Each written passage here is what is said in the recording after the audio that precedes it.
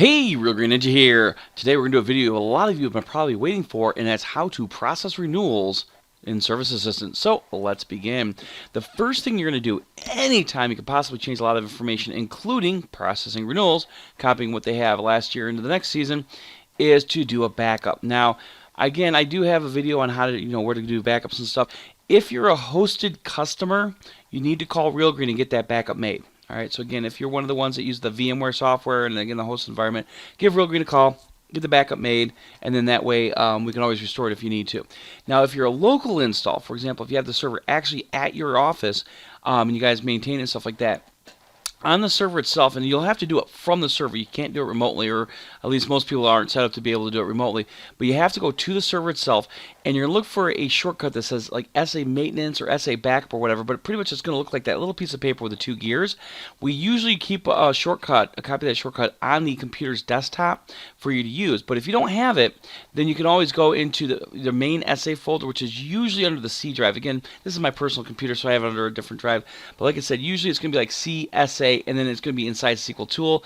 You're going to double click the icon. It's going to start processing, and there's about 5 steps that it goes through. But like I said, you do need to make sure to get that backup made, because if you don't and make a mistake, then the only way to fix it is we might have to go through and delete everything manually, and that can take a long time, especially if you got a ton of customers. So make sure you get that backup made.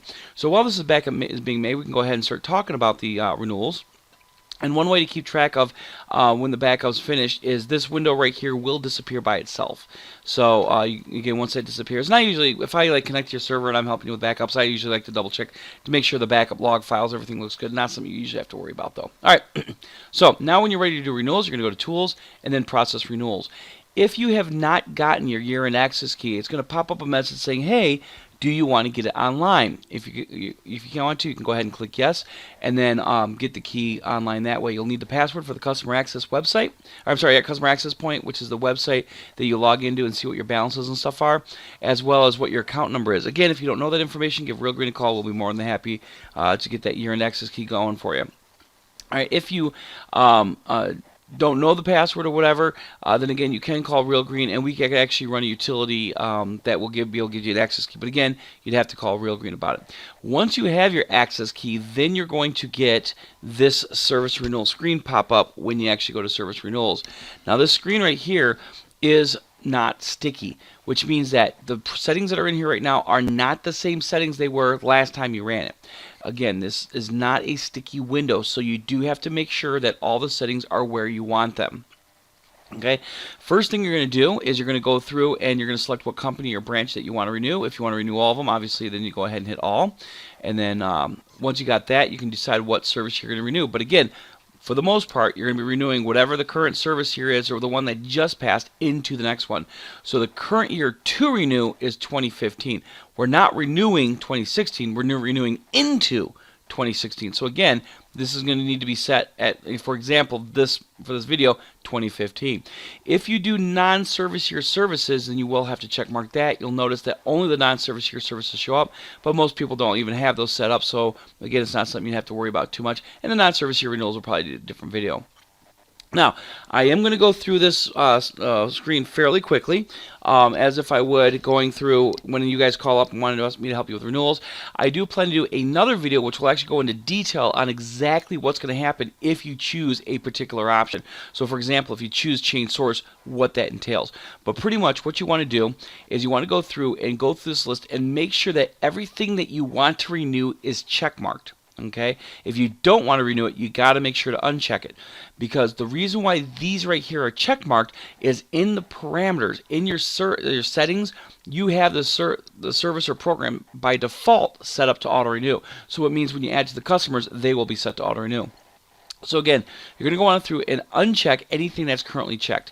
If you see something that's unchecked that you want to renew, for example, this edging, you will have to do it as a separate batch, because we're going to have to force those people to renew. And again, I'm going to be doing a different video on how to do that. All right, so like I was saying, you're going to go through and uncheck anything that you don't want to renew. Make sure everything looks good. Also, you have the ability to renew as a different program or service. Again, on another video, when I go to the details, I'll explain more thoroughly what that entails. You can tell it to change what status. So again, if you're want to keep it active, then you just leave it no change. If you want to change it in something like no status or whatever, then you can go ahead and do that.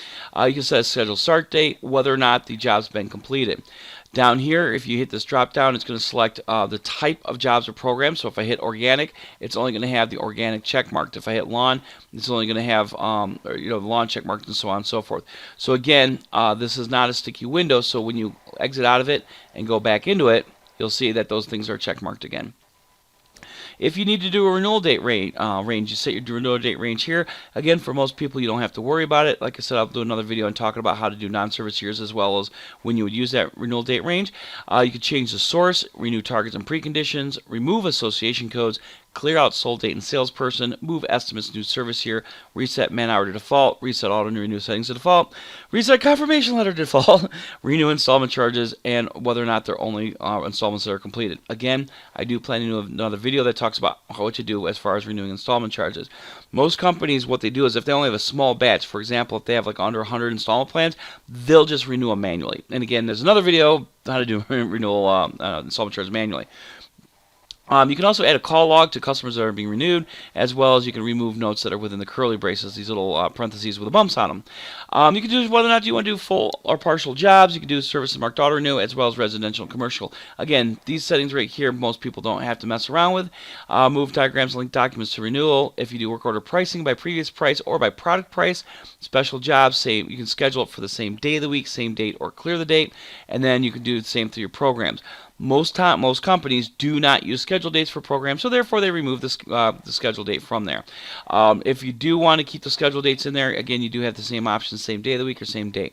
With repeating or non-repeating special jobs, again, most people just have it for the same day of the week.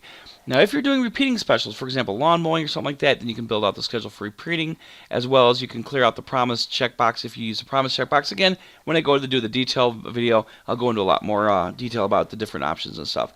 And then, of course, you can say, I only want to do people with the flag code, or I want to exclude people by choosing people without a particular flag code. So again, once you have all your settings and everything looks good, you're going to hit Process Renewals. It's going to say, have you made a backup? That window doing my backup did disappear, so I know my backup's completed. I'm going to hit Yes. Are you sure? Yes. Then it's going to go through and run the renewals. Now, if it goes really quick like that one, then it's probably something missed out, and it looks like I forgot to hit OK or hit cancel or something on there. So again, now we're going to hit Process Renewals. Yes, and now you see it's actually processing. Now, up here, the processing does not guarantee this is how many things it's renewing, because again, it's processing possible ones and stuff like that. So, like I said, you can't always go by this number up here, even for like reports and stuff. You can't always go by this number, but again, this might be the number it gets renewed or it might not. So once it's done doing its processing here, and we're almost done.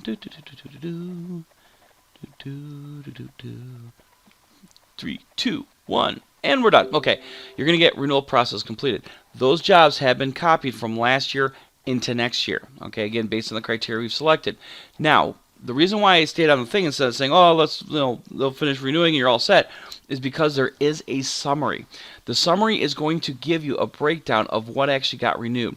So if you look in here, these are the jobs that renewed successfully. It's going to tell me what the account number is, the program or job, whether or not there's a schedule date, as well as what the price is, or if it's like a lawn care program, like with the standard prices and stuff like that.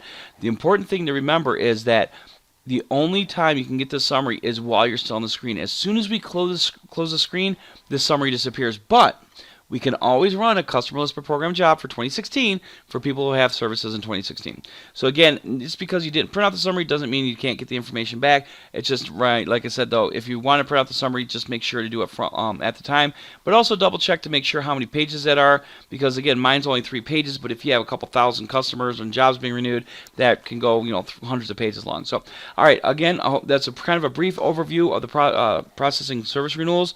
Again, I'm going to be doing another video here in a moment, going into detail about the actual ramifications of choosing what options you have available. So other than that, I hope this helps and you have a wonderful